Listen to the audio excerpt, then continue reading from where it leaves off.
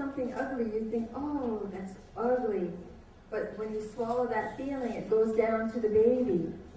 So if you don't want it to go down to the baby to be scared, you have to spit. So I'm like, oh my gosh. And anyway, so I started doing all the things. I couldn't eat my popsicles. I loved popsicles and freezies. I was 20, so I still loved freezies. Couldn't have a freezy, Pepsi. Don't stand too close to the stove. And so the worst one was I loved berries. You're not allowed to eat berries when you're pregnant. You know why? Because if you eat berries when you're pregnant, your baby will have a strawberry mark on him.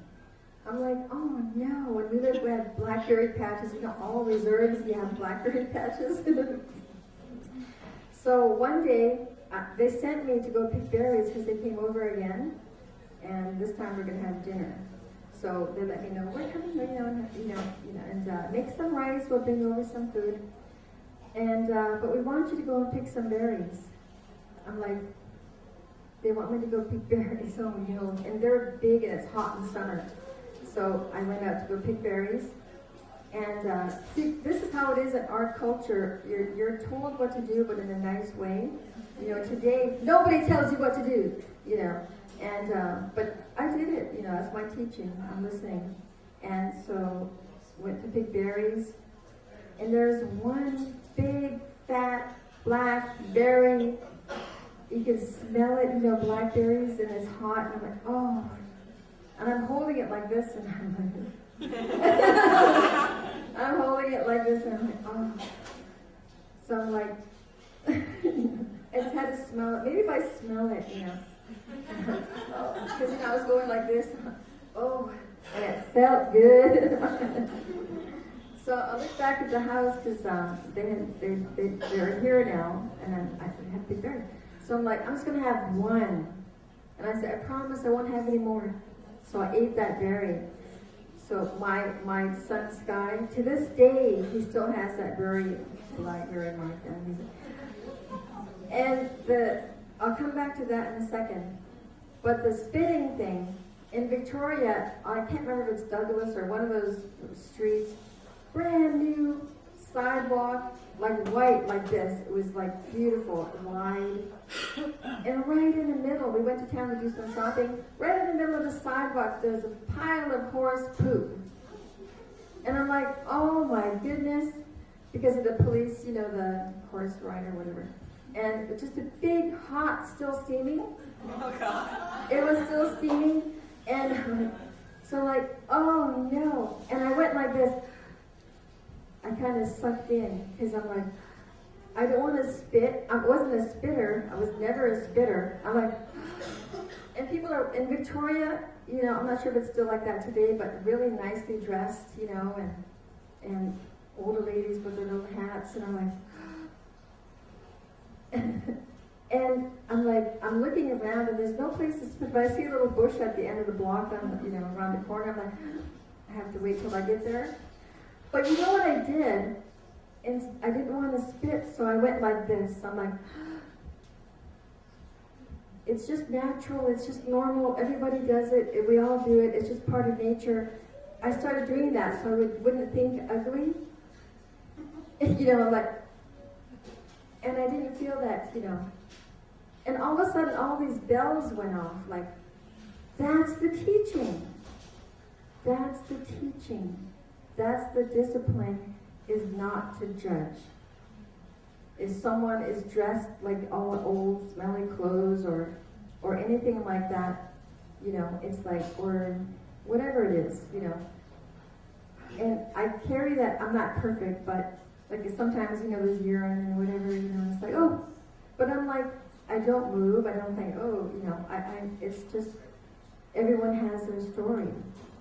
And that's how I try to carry myself today, is not to judge, and I treat everybody with respect, and, I do my best to. I can't say that I'm perfect because I don't remember, maybe but I do my best, and I've learned, that's when I learned about the walking through the doors and not changing your mind, and the berry thing, it's not really true that they'll have a berry mark, but that was the biggest test of all. They knew what your favorite thing is, if they tell you not to do it and and you don't do it, then that's a good judge of character. That's a good test of your character, and like impulse control. So, that's just a tiny little, little inkling of some of our teachings that we had, and there's so much more. And I always hate to bring it down by saying that these things were lost because of colonization, the reservation system, and residential school.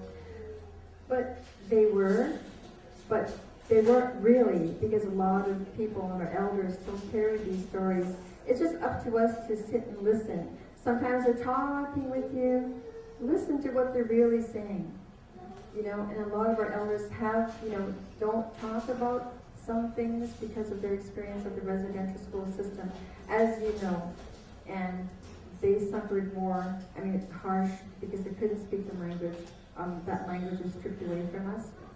But what I'm very proud to say is I bring my mom to these meetings with all the elders who have given me permission to keep doing what I'm doing. I'm going to say that a few more times in different actions. But when I hear them talk, they're talking about our treaty rights. They're talking about the treaty table. They're talking about this land and what these used to be, and where they used to walk, where they used to hunt. And over here on this river, or this piece of land that has private property, they used to do medicines there. So they know these stories, and it's up to us to even actually have to report it, in today's society. But there's a lot that we have. And so one of the things that I'd like to offer, I guess, before I close, is that there is a lot that our people come from. It's up to us to find our stories and to find our traditions and to teach them to our children. Find out what your teachings are, even if it's just borrowing from ours. These are our Kosieros teachings, borrowing from others, because we're adaptable people.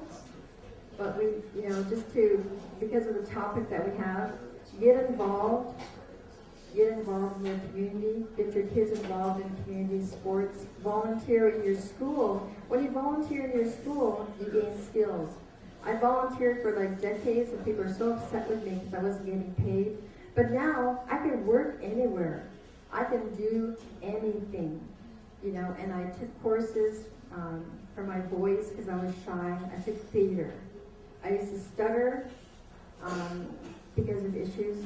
I used to stutter. I took radio and television broadcasting, which is why I can talk like this. I'm very, I can change my voice up. But, you can take these courses, and if you're part of an organization or a res or a native organization or a youth organization, think about what the kids need.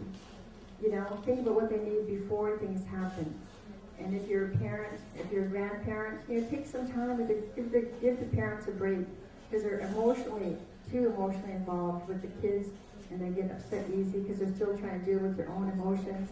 We still need to learn about postpartum, all this kind of stuff. But safe homes now, get involved in these movements. And I know there are 2 different camps with regards to voting in the elections. There are different camps, there are different movements for that. But study it up yourself, look into it, make your own decision. That's all I'm saying. Hope. Thank you so much. Thank you to all our panelists today on the women's panel. Phenomenal speakers. Thank you for your teachings and sharing your heart and sharing your experience. So we have a wonderful representation of not only local but global thought, as United Nations and Turkish, cooperation in Mexican and indigenous cultures. Thank you so much, everyone. And it was amazing. I thought I'm just gonna go paddle down the river and see fish and that kind of thing. But to launch out of Catesy and have the people there so thankful that we're doing this, it was like a once-in-a-lifetime opportunity. And then getting greeted at Musqueam. I'm not of First Nation descent. I'm Filipino and kind of white on the inside, but it's it just blew me away just to be welcomed with so much spirit and soul and singing for fish.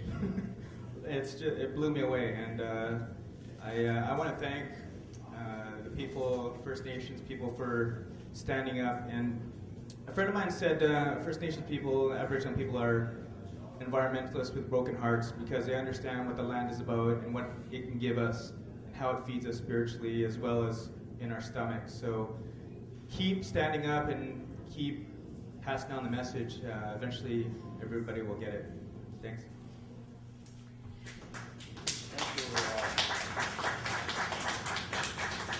Thank you, Jay. And I might also add that obviously you can tell by Don's accent, he's not an Aboriginal person either. Are you?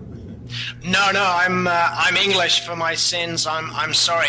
This is my penance to help with the environment. I was actually surprised about how many of my friends were actually into it. Like, kind of seemed like they'd be like, oh, you know, whatever, that's stupid, we can't do anything.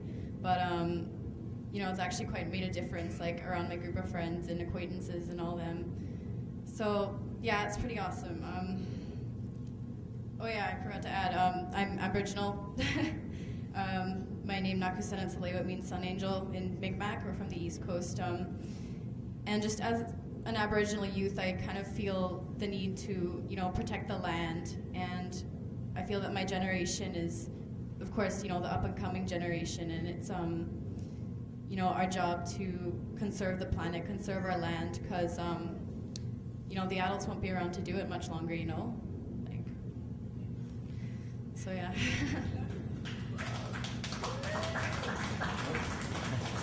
Now, I really want to thank Nakuset Gould for being here, and because she represents the youth.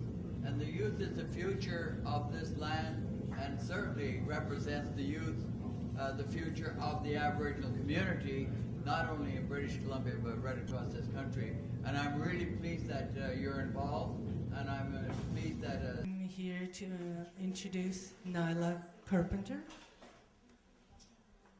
She's a full circle performance artist, and this is Nyla. Thanks, Patricia. And this is Jay Peachy, a fellow comedian. He's the mental health advocate for the arts.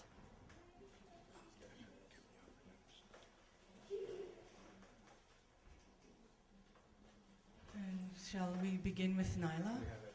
Oh, we have Jessica too. We have one I'm more sorry. person. And your name is? Hi, my name is Jessica Slater, and I'm the founder of an organization called Young Artist Warriors that works with at-risk First Nations youth in urban centers. Thank you, Jessica. Very cool. We will start with Nyla. All right. Well, hi everyone. My name is Nyla Keponsier. I am Tahltan Kaska, Northern BC, and I'm also French and Scottish as well. Nice little mixed heritage. And I work for a native theater company called Full Circle First Nations Performance. And that's actually been around since about 1992, and is run by an amazing woman by the name of Margot Kane. She's the artistic managing director and also my wonderful boss. So that's the company I've worked for. I've been working for them for about 2 years. And I also trained with them. Full Circle does training as well. It offers training to, I guess I should say, people who are interested, of Aboriginal descent, who are interested in learning about acting and developing scripts and work and all kinds of things. So that's a little bit about me. I could go on, but Oh, please do.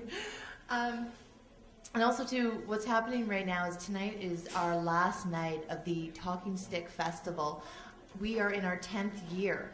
So the Talking Stick Festival has been happening for 10 years. It's actually an unbelievable journey. This is the third festival that I've been involved in.